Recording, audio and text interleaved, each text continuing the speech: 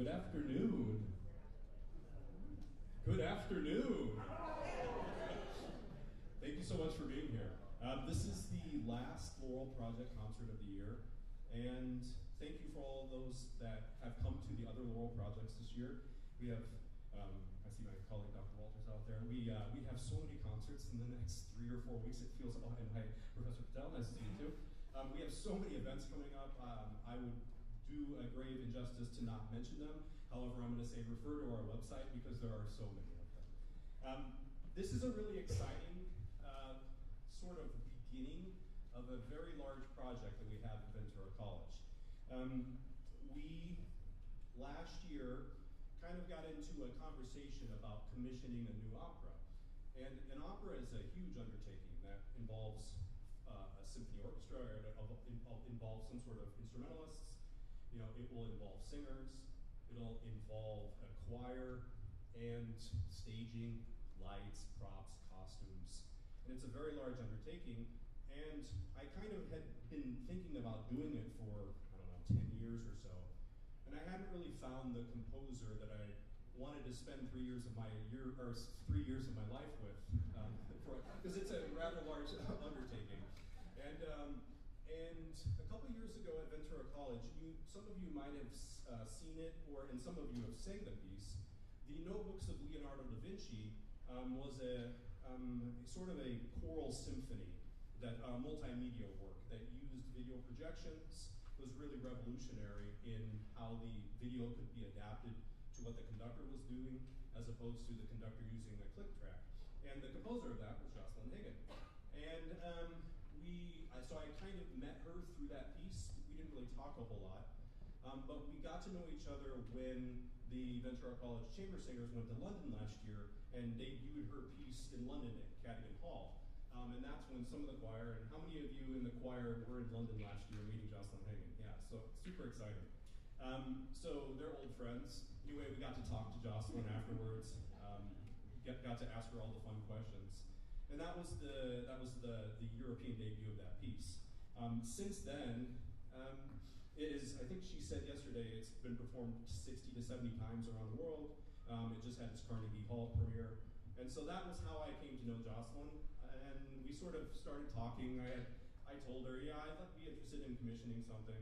And I kind of pitched, I'm a really big fan of Tender as the Night, F. Scott Fitzgerald's last novel. I'm like, that would be a really cool project to work on together. And she's like, yeah, but I have this better story. And so she pitched me, and I didn't really know the story at all about Elizabeth Holmes, but she pitched it to me. I'm like, that's a really cool idea. So then we started to talk about it a little bit more. And then we decided that realistically, doing this would take 3 years. And for this year, this is the first year of a 3-year project. She started working on it with a librettist. She started working on the text. She started working on the story, the arc of the story. And that really is what took up most of a year. And you'll hear some of those pieces today.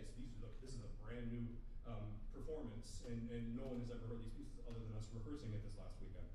And then next year, we would actually workshop an entire act. So we would try to get through, and we'll talk a little bit about the piece. I think there's going to be probably 3 acts. But we would get through about 40% of the piece next year, and that would also include instrumentalists. It would probably maybe not be in a full-scale production in the Yunker, but it might be in one of our black boxes, or in our black box. And that would be the second year of it, so that we would chunk off a pretty big chunk of the piece. And then in 2 years from now, in 2028, that's when we would do the full-scale work. So that's kind of the whole arc of the project. Just to talk really quickly about Jocelyn Hagen, she's a wonderful composer, musician. She's originally from North Dakota. Now she lives in Minneapolis, or outside of Minneapolis. Has composed in every medium that you could imagine: band, wind band, large chamber orchestras, symphony orchestra. You'll hear chamber music today. You'll hear some really cool pieces that are instrumental pieces. So she's composed in all those mediums, and I felt it was a perfect thing for us to get into at Ventura College. She's really, really excellent at composing for the voice and understands composing for the voice. And we're going to talk a little bit about that today. So without further ado, can we welcome Jocelyn Hagen to the stage?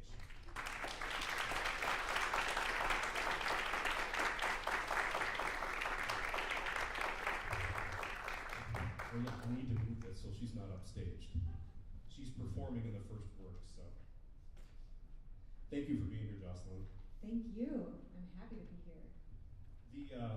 The weather is similar than it is in Minneapolis area, right? Close, but it's a lot sunnier here. For those of you who may be new to your work, can you tell us a little bit about yourself as a composer and an artist, and how composition first became such a central part of your life? Yeah, I started off playing the piano when I was about 3 years old. My mother was a piano teacher, and by the time I was in high school, I started improvising at the piano, and then I did what a lot of high school students do, I started a band. So I had a band which I played the piano, I also played the guitar, and I sang, and I really got into songwriting. And the band was called The Stolen Suitcases, which is pretty fun. I have old recordings somewhere. But I've always really loved songs and great melodies that become earworms. And so many of my first compositions were actually songs. And then I transitioned into choral music because as a singer, I was also singing in choir. And then in college, I took all the theory and composition courses and really fell in love with it and knew that was what I wanted to do with my life. I also have a degree in vocal music education, but I didn't end up using it because I knew how huge that job is. And if you are going to be a teacher, I just imagined that I never would have time to write. So I decided not to teach. Instead, I had a piano studio for many years, and I wrote music. And so by the time I was about 28 years old, I transitioned to being a full-time composer, and that's what I've been doing ever since. Does your creative process change based on the type of piece you're writing? So if it's a symphony orchestra piece, you start it in a different way than you would a choral piece or something like that? Yeah, I think one of the most amazing things about the creative process is that it does shift and change, and I think that's a really good thing, because otherwise I think the music would really start to sound formulaic, and I don't want my music to do that. I want to constantly stretch the boundaries of what I'm capable of as a creator, but also what performers are capable of, what audiences are capable of enduring and listening to. So I love stretching all those boundaries, and because of that, my creative process really does change. Sometimes it starts at the piano, which is really natural because I am a pianist, but since I'm also a singer, sometimes it just starts with the singing. And for larger pieces, I'm sitting a lot at the desk with the computer too. Do you ever, just from a singing perspective, do you ever see text that you really like and say, I need to compose a piece to set that text? Oh yeah. So sometimes there are texts that really do sing to me, that as soon as I read them, I'm like, oh, I know what that sounds like. There's a poem by Amanda Lovelace called You Brought the Needle and I Brought the Thread. And as soon as I heard it, I knew, you brought the needle and I brought the thread, you brought the needle and I could just hear it. I knew exactly what it was going to be. The same thing happened with notebooks with the Vitruvian Man. Once I saw that text, from the tip of the tape to the top of the tape, I was like, oh, I know what that is. It's a patter song. And so a lot of times that will happen. And in the opposite way too, there are some things that I read, some poems especially, where I'm like, that's perfect as is. I can't set that. That it has enough musicality in it that I don't want to touch it because it's complete, I think, in that form. Very cool. We're going to move into some music now. So can we have the wind quintet come out? These are faculty that many of you have seen before. I think they're standing by there. Anyway, this piece that we're going to move to here is Chua and the Northern Lights Dragon. Do you want to talk about how we how you came up with the idea, or how the project kind of started? Yeah, so in Minnesota, we have quite a large Hmong community. When they were refugees, a lot of them, for some reason, came to Minnesota. I don't know who came up with that idea, because Laos is a jungle, and they came to the cold of Minnesota, which was a real shock for them. But I did write an opera with a Hmong writer a few years ago that was premiered by Minnesota Opera. It's called The Song Poet. And so I did a lot of research on Hmong folk music.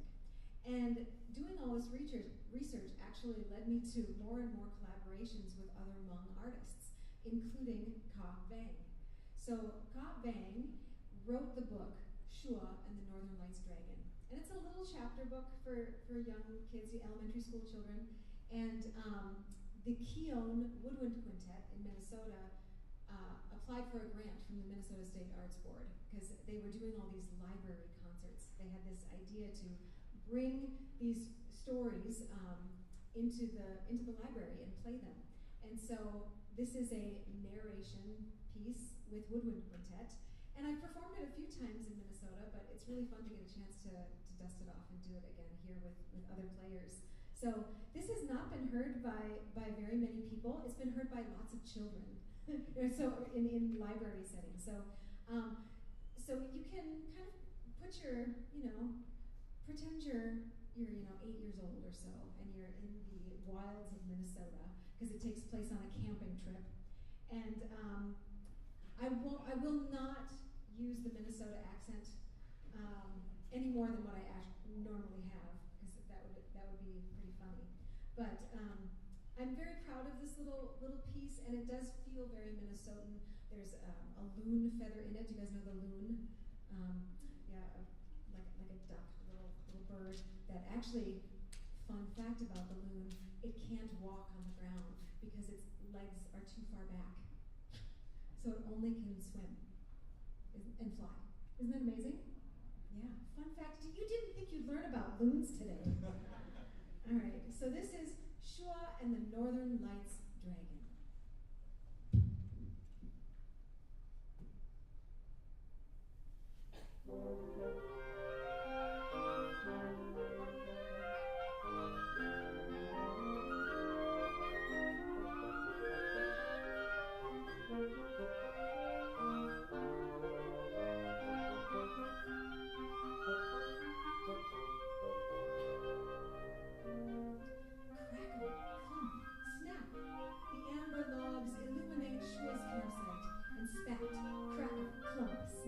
Into the night air.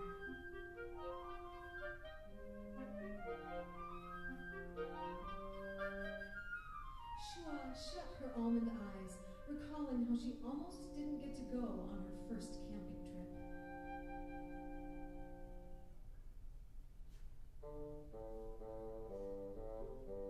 Shua is not going. Good Hmong girls do not camp, said her grandfather.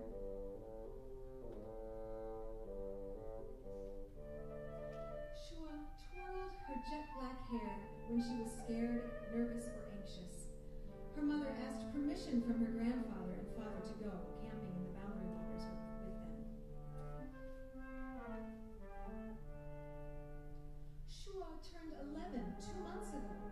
She can help collect firewood and clean your dishes, said her mother. Every time Shua opened her mouth to speak, the men in her family stopped her. Shua's father parrots her grandfather, stating, "Good Hmong girls do not camp." Her older brother, Sang, also parrots their grandfather, "Good Hmong girls do not camp."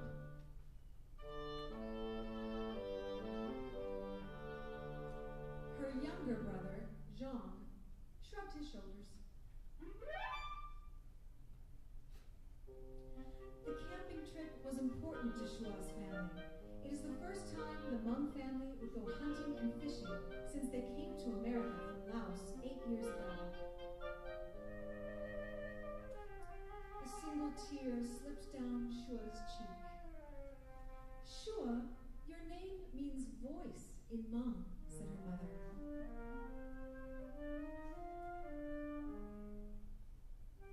"Your voice will be heard," she said.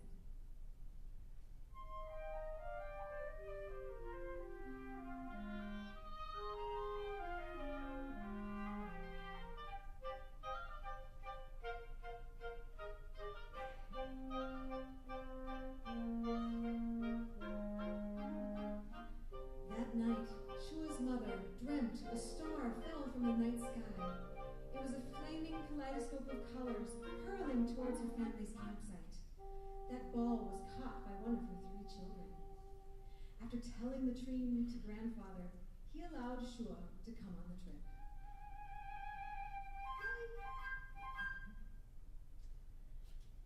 As a shaman, My shaman spirits tell me one of my grandchildren is destined to catch the flaming ball. Shua can come on the camping trip also, said her grandfather. The family went camping with Mr. Grimm, their sponsor, who helped them settle in Minnesota.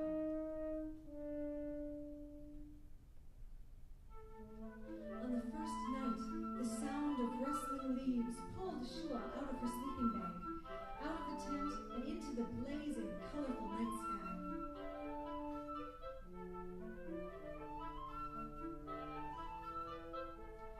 Her mouth opened into a big O as she stared at the streaks of red, blue, and green lines dancing across the night sky.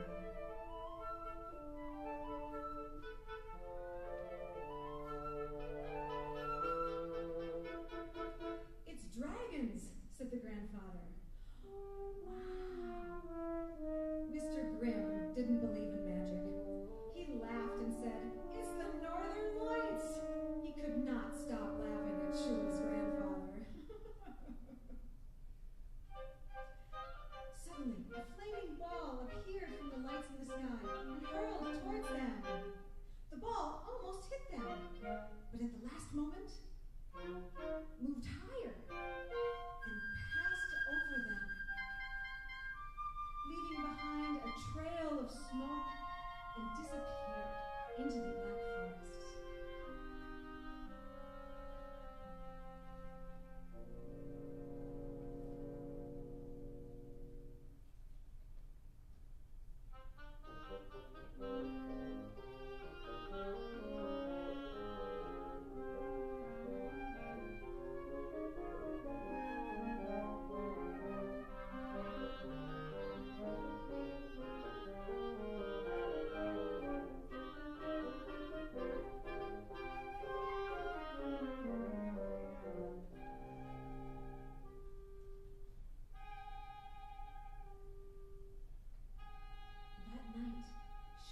Woke her younger brother Jean and pleaded with him to help her find the flaming ball. Being born a girl, I feel like a bird with its wings clipped. The ball is a dragon. If I found the dragon, grandfather and father will finally love and respect me, Shua thought.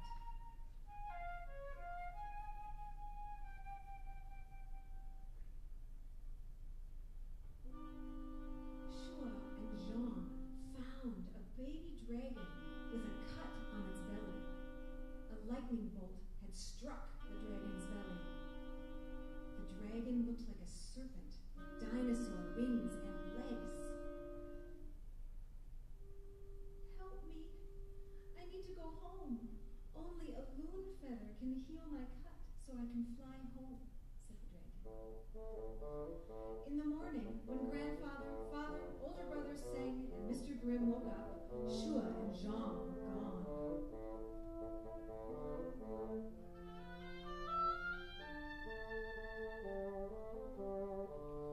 Jean is the chosen one. He is with the dragon, said the grandfather. Mr. Grimm reminded everyone that the Boundary Waters was a dangerous place with wild bears, wolves, and uncharted wilderness. The two young kids could be in danger, or worse, lost forever.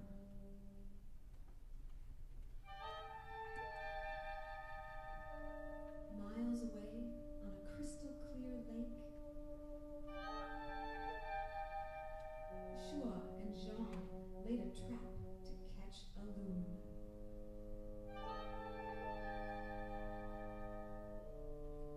Shua used a flashlight to blind a loon and pluck its feathers.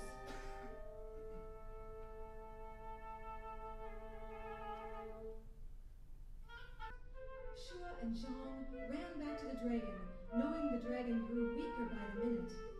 Shua ran through a grove of northern pine saplings. The branches clung to her, imprisoning her. As she struggled to break free from their grip, the tree branches scratched her skin and tore her clothes. After breaking free, Shua slammed into Mr. Grimm. "You're in big trouble. Come with me," said Mr. Grimm.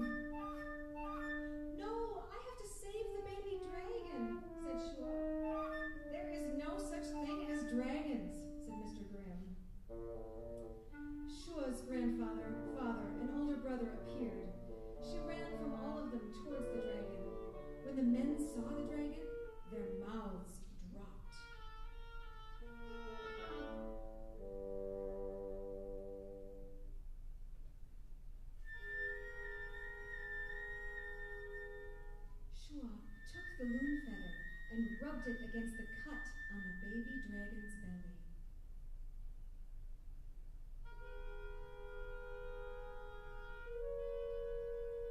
The wound closed and the skin healed.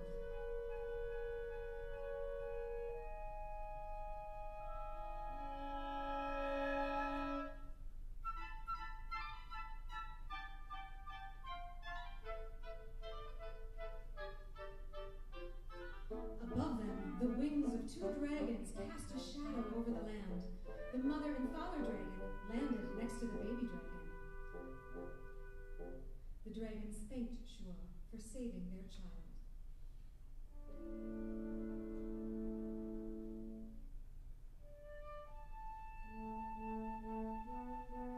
I believe in dragons now, said Mr. Grimm. I believe girls can do anything boys can do, even saving a dragon, said the grandfather.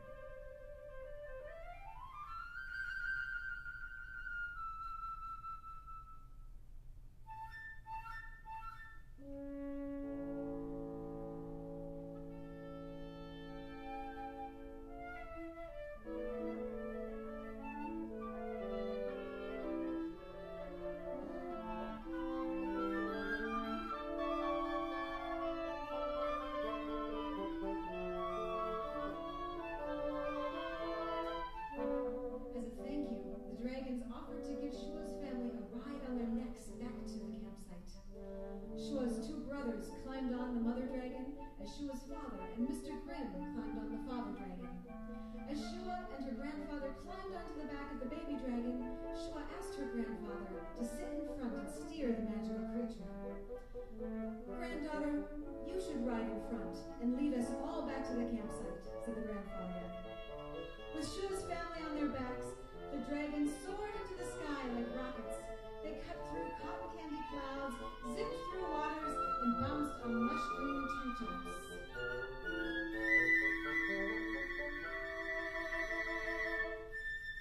Shua opened her mouth wide and bellowed a loud whoopee! Whoopee!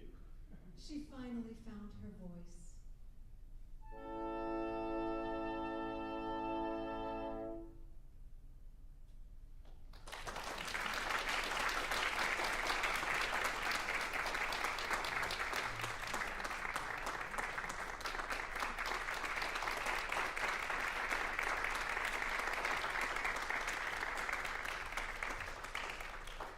Thank you so much to our wind quintet. Thanks, everyone. Yeah, thank you. Correct me if I'm wrong, do some of the instruments represent characters in the story? Yes, they do. Okay. Yeah. Yeah. So before they would do this performance in the libraries, they would talk a little bit about them. And I think the easiest one to pick out is Mr. Grimm, who's the horn. Brah, brah, brah, brah. So he's kind of a negative guy. But yeah, I think the grandfather is represented by the bassoon, and Shua is the flute. Very cool. We're going to change gears to the next piece. I figured, before we were talking about this, I was going to have you talk about the piece. Maybe can we listen to the piece, and then maybe ask the audience what were the situations that caused the creation of this next piece? Sure. Sound good? Yeah. Okay, so can we have Kimmery and Shio come out for the next piece? And this is called It's Flower of the Field.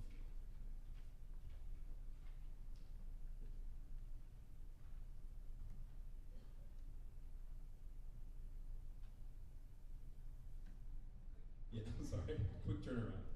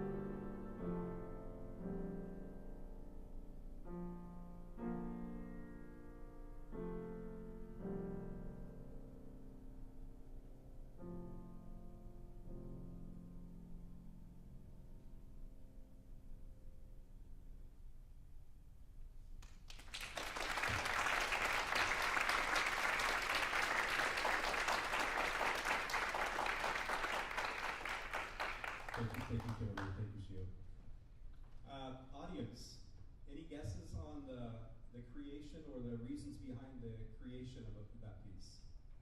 It's a wonderful piece. Thank you. You don't have to be shy.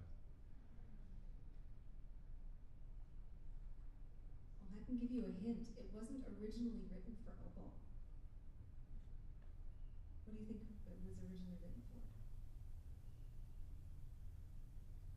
It's a talkative crowd this morning. Good morning. I heard it down here. Yep. Voice. It was an art song. So right after I graduated from St. Olaf, I was really proud. I had like 2 commissions, at the age of 23. I was really excited about. And one of them was from the North Dakota Music Teachers Association, because I'm originally from North Dakota. And they said, you can write whatever you want. And it was, they were probably used to getting like 5-minute band pieces or, a little something. And I wrote a 23-minute art song cycle. And it's called Songs of Fields and Prairies, which is really all about my home state, because I grew up in the country in North Dakota. And so all of the poems that I chose had the word field or prairies in it. And this text is the all flesh is grass and all its loveliness is the flower of the field, that Bible verse. And this is one of the excerpted movements that's performed most often and is a favorite in my family and one of my favorites too. In fact, it was actually done at our wedding. We had a tenor sing it at our wedding. It was originally for soprano. But yeah, it was sung by a tenor at the wedding, and then it's also been done by trumpet, clarinet, and now oboe.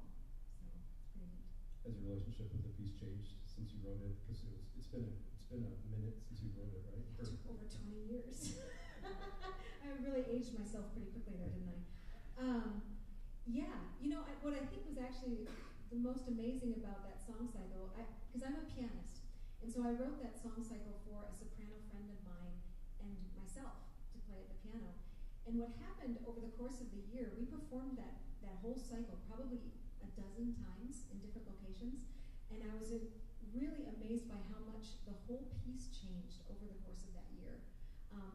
Little things like where exactly does that retard happen, or what exactly is that correct tempo or best tempo for that section.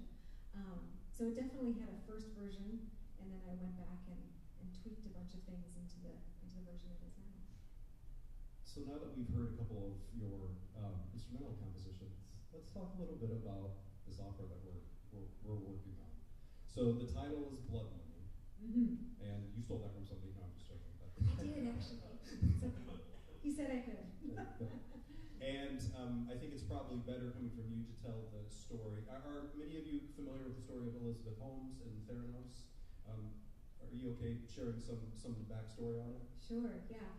Well, I really fell in love with the story by listening to a podcast called The Dropout. So Elizabeth Holmes was a dropout of Stanford. She dropped out to start this company, Theranos, at the age of 19. And she had this amazing, brilliant idea to be able to take a pinprick of blood, just a little sample, and run 200 tests on it and be able to diagnose all kinds of things from just this little pinprick of blood.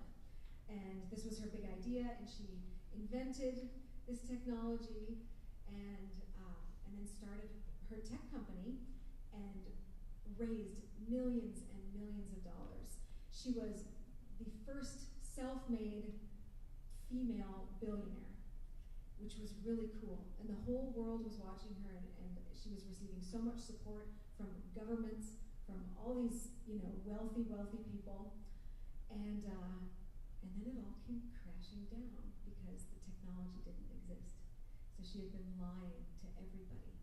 And she's now in jail for fraud. So it's, as soon as I heard this story, which I think was in 2020, I was listening to the podcast, I thought, oh, this is an opera. It's really dramatic. She really hurt a lot of people, took a lot of their money, and there are also some other tragic things happened to other people in the story as well. And I was also just fascinated by her as a person and wanted to understand her and to see if she truly was, how does a person do that?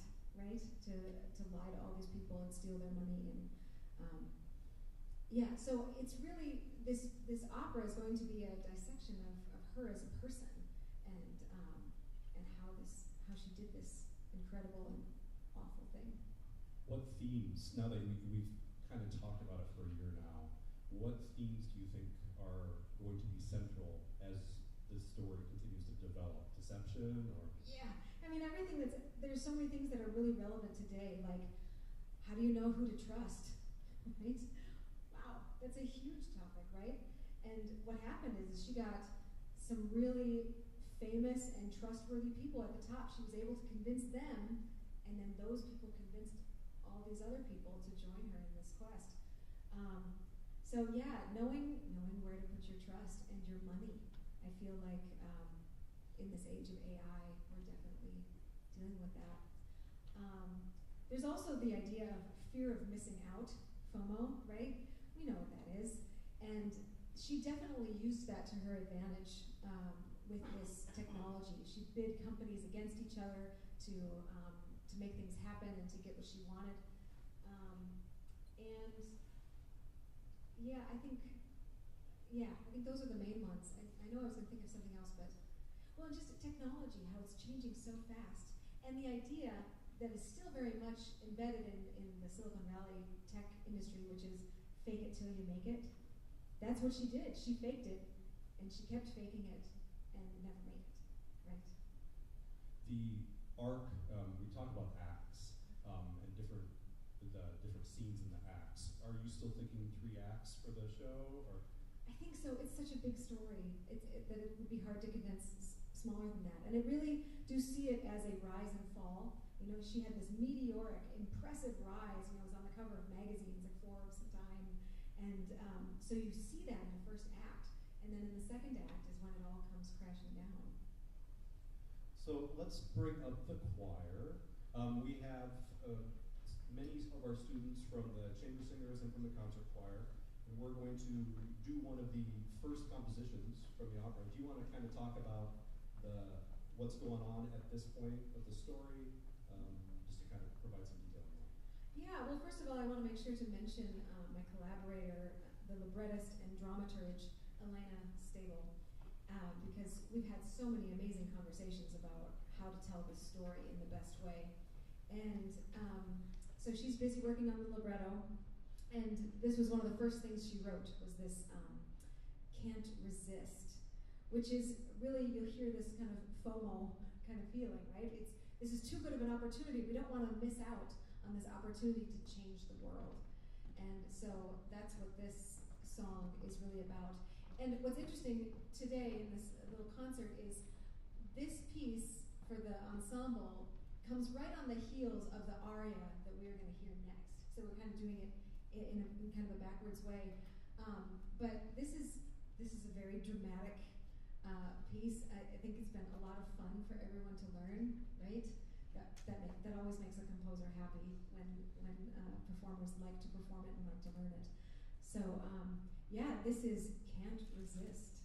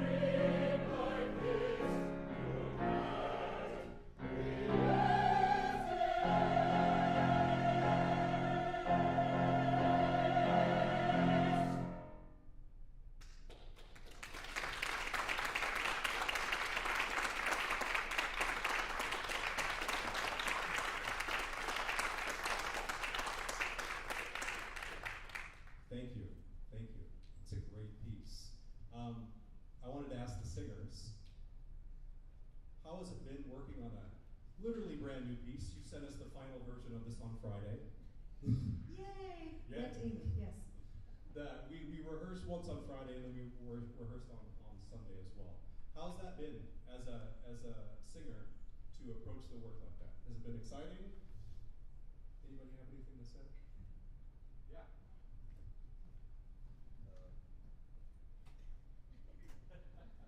I was going to say it feels pretty familiar since we did some of your work last year. It doesn't feel like too foreign. It kind of feels like getting back to the swing of the same thing, you know? It's pretty cool. That's cool. Yeah, so like I have a style and you can kind of recognize it. Yeah, definitely, yeah. How's it been for you hearing it for the first time or working on it? And does it help you? Does it help lead sort of how you'll compose some more of the pieces in the act? This is Act 1, right?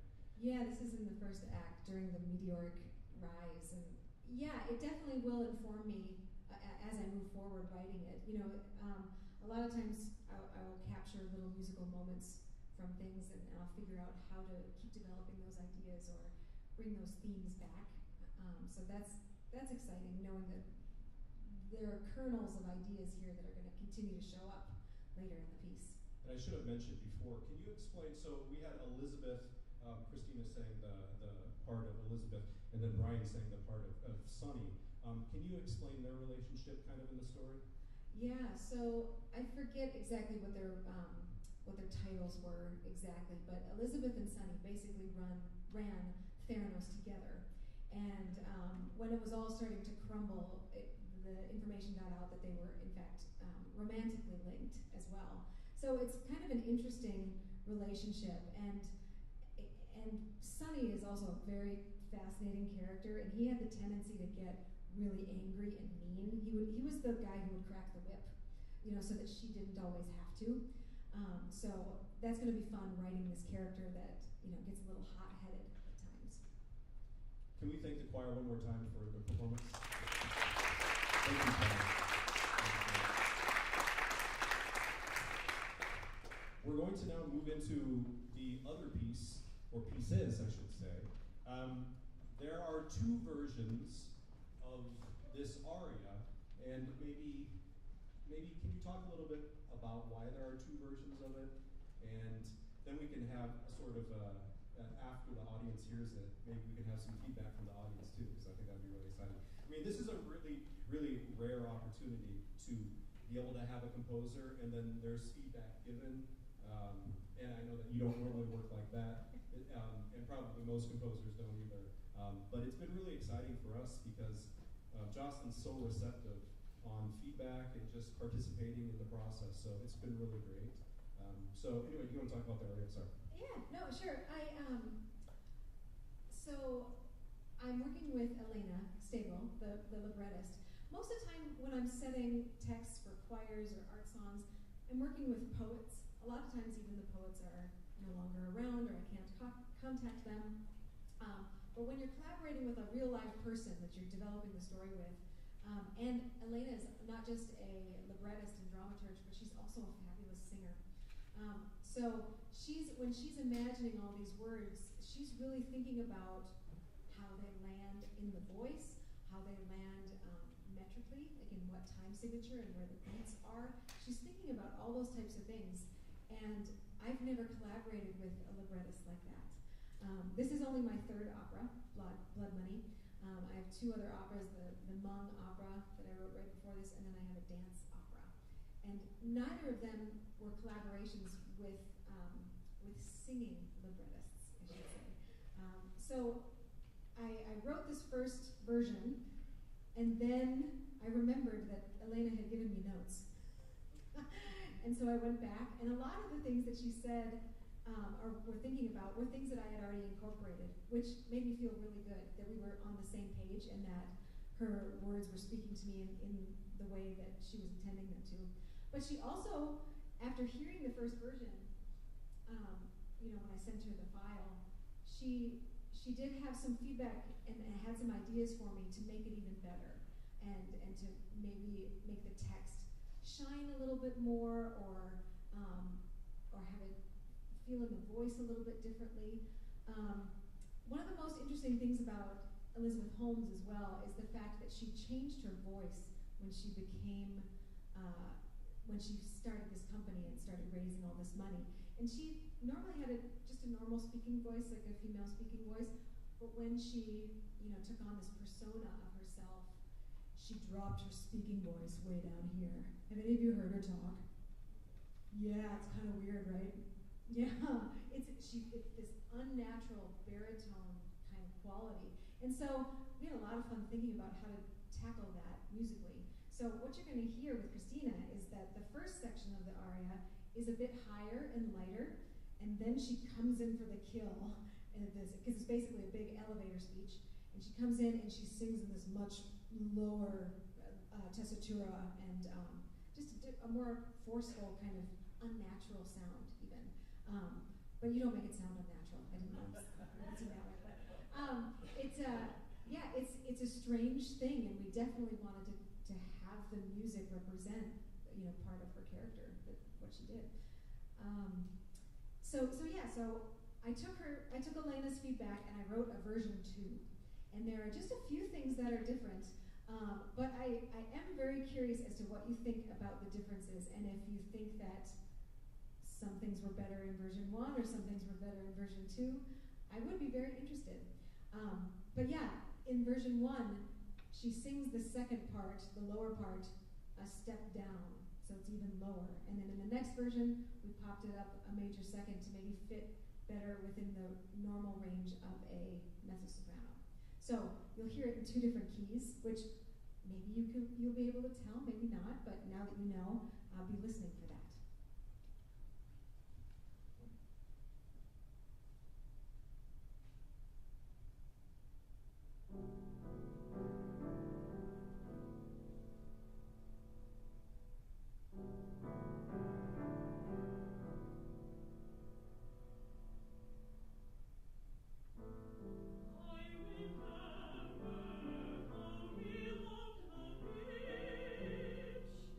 How we went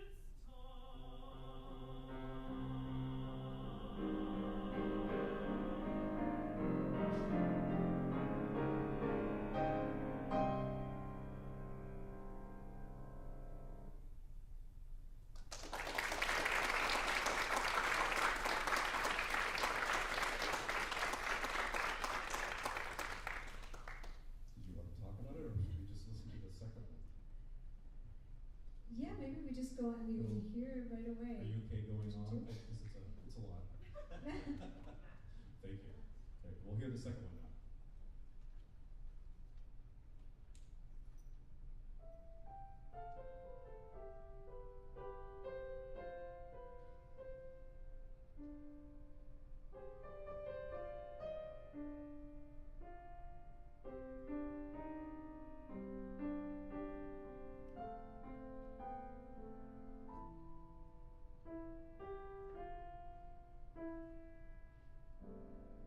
When I was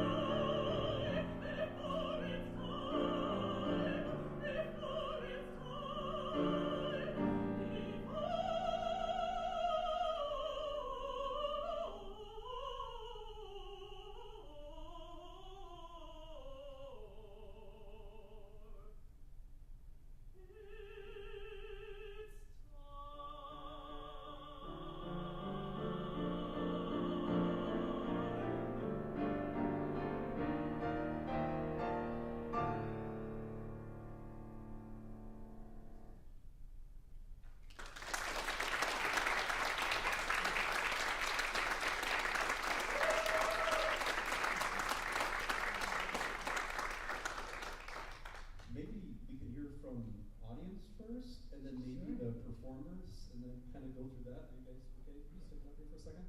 Audience, I'd be interested to know your thoughts, just observations that you might have. In the back, I see. I just think that it flowed more naturally for the singer in the first version, and it was a little bit more dramatic than the second version. Okay. Yeah, I was going to say one of the things we talked about a lot was the key.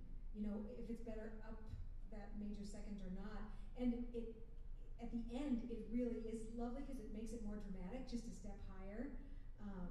But yeah, thank you. It's great to hear from other people in an audience.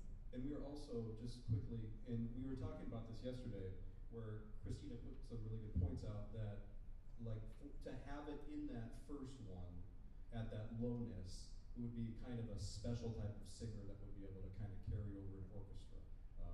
But I could, you want to talk about that maybe a little bit? Sure. Yeah, because mezzo-soprano is a hard voice type, I feel like, to write for, because there are so many different types of us. There are ones that have really, really, really solid, good, hefty low, and there are many of us who don't necessarily have that. As you can hear with lower tones, it's harder to carry that in a woman's voice over an orchestra, versus as we get higher and higher and higher, obviously it gets easier and easier and easier to hear us, right? Yeah, we had a long conversation about bringing out this weird quality of Elizabeth's voice, of the baritonal quality, while also not losing that ability to sing to an audience without a microphone, right? Because in opera, that is what we do. Mark, I saw you. Yes, I agree with preferring the first version, and also I enjoyed the clusters in the first part of the song and the accompaniment. Thank you. It's always nice to hear from a pianist. Other comments? Yeah, I enjoyed them both equally, but it was interesting in the first one, it had this sense of dropping into a different register, which is something you mentioned, and in the second one, it felt like the bottom of your register, but like not a different voice, and I thought that brought out two interesting choices, and they could either work, depending on the singer. And can you share a little bit about the elevator? Because isn't she practicing it, and just in the story? Yeah, because so she told this story about her uncle many, many times over the years, and so it was an elevator pitch that she was using to raise all this money. And this song is a representation of all that time that she spent kind of crafting that story and perfecting it in order to really pitch it to people and make them want to be a part of the project. So that's why it kind of starts in this, more lighter place where she's younger and she's still figuring this out, and then she, kind of buckles down and it's lower, and now she knows what she's doing, kind of feel. Can I comment on that? I think, can I just want to play? Because I think I as the pianist feel that so much more in the second version, because it starts with the which is so sweet, and then it drops into eventually the which feels so much more like reflective and darker, and it's like that foreshadowing sense. But in the first one, as a pianist, it was harder for me to like tap into that lighter storytelling. But yeah. Cool, yeah. And I really do like essentially kind of like the recitative in the second version, where it kind of sets it up. And I remember, like at the very beginning of the piano, really kind of nice foreshadowing there. From the performing standpoint, how has it been working on both of them? Super fun. I would think it's also really hard because to play those or sing it in different keys, because it feels different in the voice, I'm sure. Completely, especially towards the end when it's even just, well, both sides, being down a second or being up a second in the voice is completely different. It's not just like, I'm going to take it up, right? You are using different parts of your voice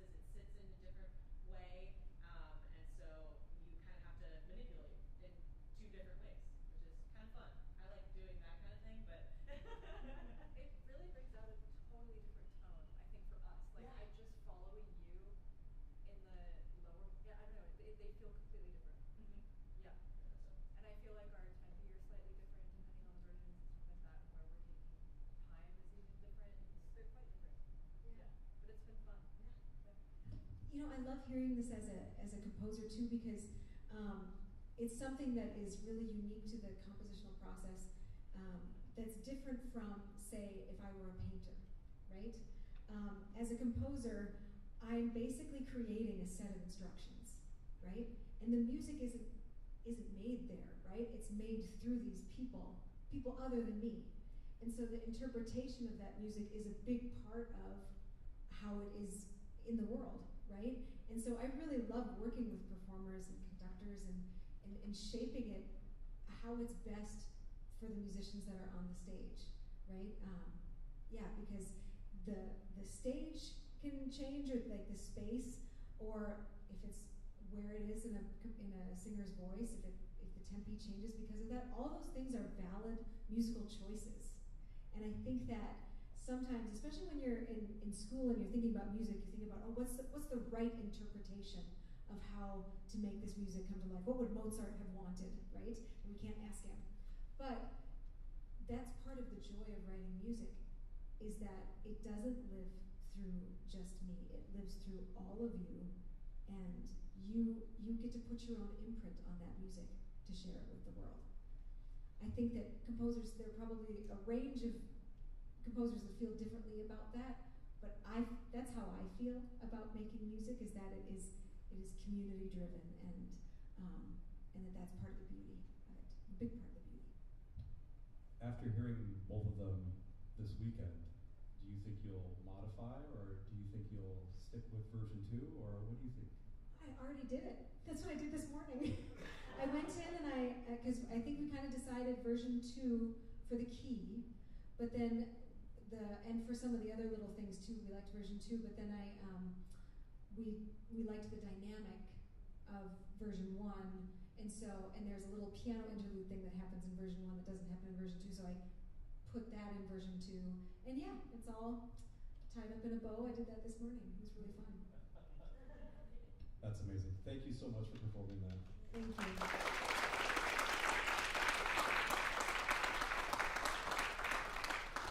So next year, you'll be back for a little bit longer, and maybe twice. But so the plan is for next year that we would get through an act. I don't want to speak for you, but ideally with some instruments as well. Can you just briefly talk about maybe some of the instrumentation you're considering? I know you talked about a contrabassoon, which Nick will kill me because I'm not.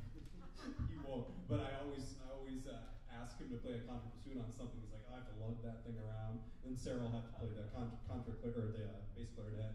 So anyway, maybe if you can speak briefly about those things. Yes, I really love low woodwinds. I have this other symphony work in which I use the contrabass clarinet and the contrabassoon to great effect. It's just this low, rumbly kind of sound. It's really cool. It's like your whole head shakes when you're playing it down there. It's kind of a brutal or rough, abrasive sound, which I think also lends itself well to the story. And I'm going to use synthesizer. That's for sure. I was dabbling with the idea of an electric guitar, but I don't know if I will. We'll see. That'd be pretty cool. Yeah. So it definitely, I feel like it's going to ride the line, in terms of, it's a serious work. It's an opera, but I feel like, it'll be an opera that a lot of people who maybe don't really like opera might like, if that makes sense. Similar, in the pandemic, Dr. Walters and myself worked on Duyun's opera Angel's Bone, and that had and Jamie did too. That was Jamie. I think that was your first project at Ventura College. It's like, welcome to Ventura College. But that used a lot of unconventional operatic instruments, so that's pretty cool. Yeah, well, and because it's a tech story that takes place in the tech world, I think we're going to have a lot of fun also with projections and just immersing ourselves in that world. I'm really looking forward to it. So next spring, the plan will be to workshop an entire act of this, ideally with some instruments as well, in addition to the cast and the ensemble as well. That'll be the plan for next spring, and then in 2 springs from now, it'll be the full opera. I did want to take a moment to thank all of our performers today. Thank you so much to the choir, all the instrumentalists that played. Thank you very much. Can we give them a round of applause, please?